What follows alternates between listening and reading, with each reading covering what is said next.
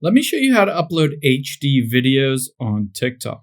You want to make sure to turn on HD video settings in TikTok as well as on your iPhone or Android. I'll show you how to do it. Now open up the TikTok app on your iPhone or Android. It works the exact same. And tap on the plus at the bottom center. Now let's say you either upload a video or you take a video directly in the app. Let's say I'm going to take the video in the app, or you can upload it and switch it to HD afterwards. So I've uploaded or taken a video and I'm going to hit the check at the bottom right. After I've done that, of course, add the sound, the text, the mentions, all that stuff, and hit next.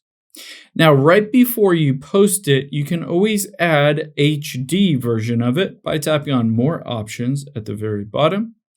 And now you'll be able to see if I scroll down, allow high quality uploads. Higher quality videos may take longer. So if that is toggled off, all you need to do is toggle that on and then hit post.